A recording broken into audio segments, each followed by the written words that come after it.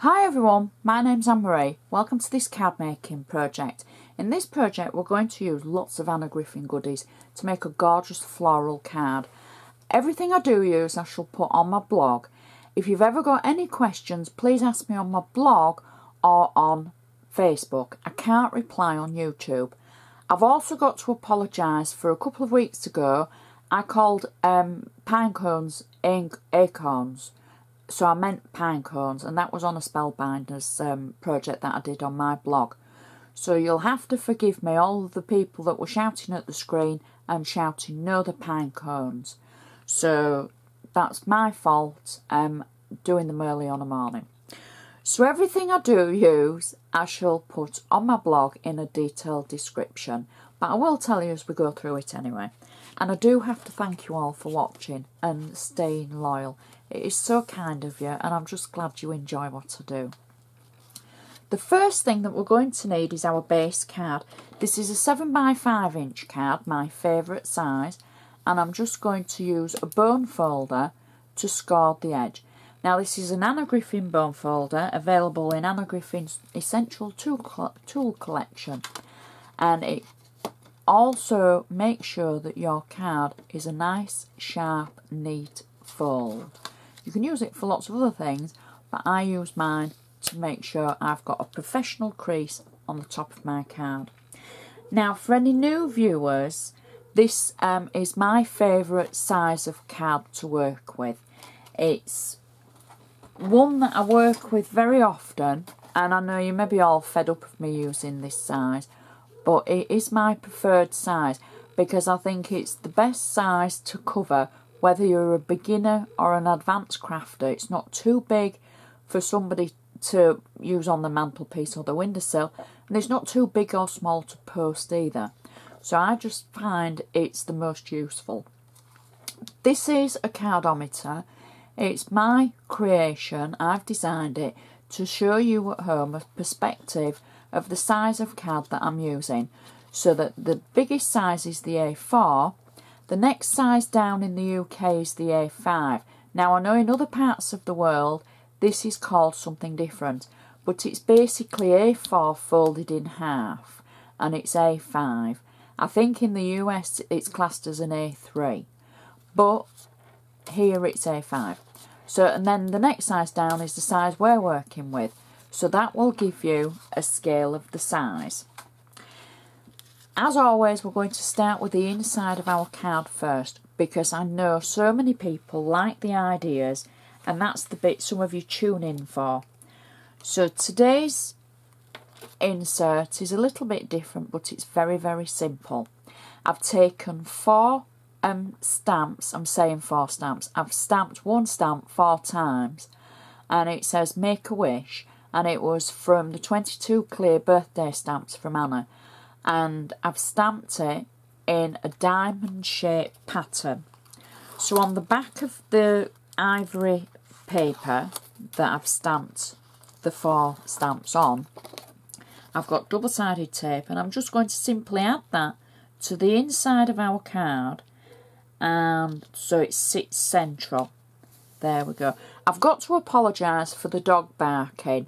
He's been barking all morning, and he's just not stopping. He's not my dog. I don't have a dog. But if you can hear woofing, that's the poochie from a couple of doors away. So that's the inside, and you can see how we've got our diamond stamp.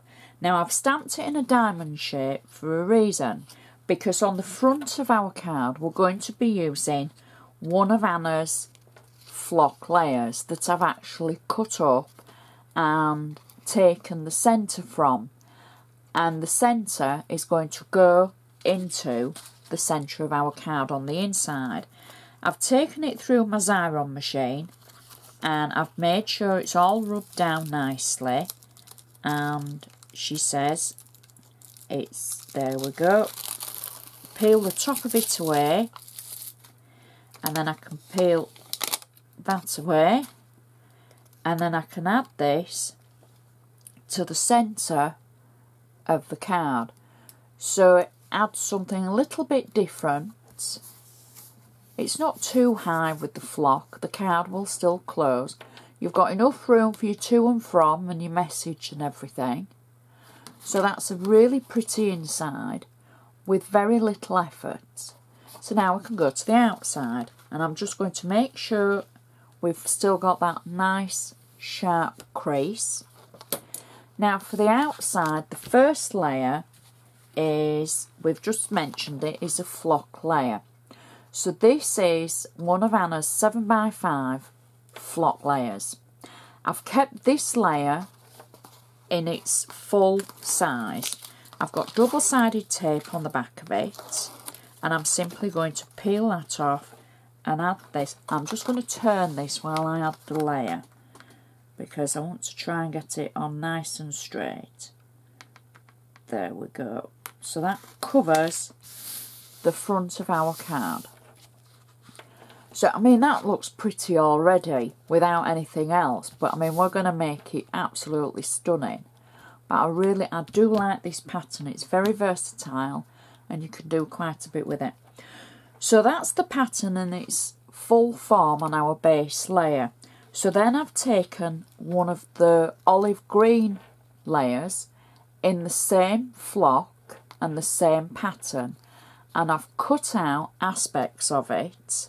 Now I've got double-sided tape on the back of this, and because it's going onto flock, now normally I don't need to add extra glue, but I want to show you that it's okay to. You know, just because people say, oh, I never have trouble sticking anything. Some people do. So I've got 3D foam on the back of mine, and what I'm going to do is just add a few dots of glossy accents, because that's basically the glue of my choice. If I have to use a wet glue, I normally use glossy accents. And then I'm going to add this layer over the previous layer. Now we've done something very similar to this before, but I do like this method of paper cutting. I mean, this to me is paper crafting to make that pattern just stand out. So that's our second layer. Next, what I've done is I've raided the Pretty Paintings kit, and I've taken out two of the floral, I'm going to say bouquets, it's like a bunch.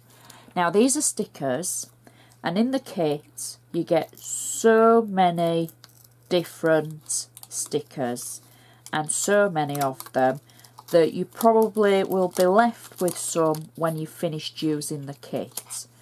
So if you're left with any, maybe this is a good card to use if you've got a few left over. Now I'm just going to place that on the front of my card, because I want to get the positioning just about right with both of them at the same time. So I'll peel the back away on the second one, and there we go. And now what I'm going to do is I'm going to add a little bit of glue on the back of these, because again it's going on to flock, and I don't want my stickers to fall off when somebody opens the card, and I want them to sit nicely. I don't want you know, them to open the envelope and oops, one of the stickers has fallen off. So we can do that at that side, and I think we've got the positioning right. So we can add a bit of glue on this side as well, hoping it's gonna hit the flock underneath like that. So they're kind of symmetrical. Now you know how I like symmetrical things, that's kind of like my thing. So I'll press those down like that. That looks pretty already. So next I've taken one of the favourite sentiment stickers, and it's Happy Birthday, and I'm going to peel the back of it away, and I'm going to add a little bit of glue at each side. Again, shouldn't have to, but I want to show you that it's okay, you can. Don't think, oh, the stickers and they don't work. If they don't work, just add a little bit of glue. So that's my sentiments. Press it down so it takes hold. And then I'm going to finish it off with a little bow. Now, I don't know whether to put my bow there. I'm thinking there, actually. We'll pop it there. Might change my mind. Oh, decisions. And you're all screaming, there. I'm going to go with there. I think that's different. I know it's covering up these flowers though there. But not to worry. I think that works. I think that works quite well. We've still got the rest of the flowers. You can still see them. And that is our card finished. Now, that was a quick card. And you can tell because there's only one base layer. We've got our cut layer. We've got 2 floral stickers. We've got a sentiment sticker and a bow. But yet, that's got texture. It's got the florals. It's got everything you would need to make it a mantelpiece pleaser. Stands up nicely. The inside matches perfectly to the outside because of using the flock. And it's just such a pretty card. And I hope it's given you ideas and inspiration. Just maybe if you've got a few of the floral stickers left over, if you've got the flock layers and you don't know what to do with them, maybe you've never used the paper to cut with, maybe it's going to be your first time. Give it a go and I'm sure you will love it. You will enjoy doing it. Patience and practice makes perfect for paper cutting. So I just hope that you've enjoyed watching. So thank you so much for watching and I shall see you next time.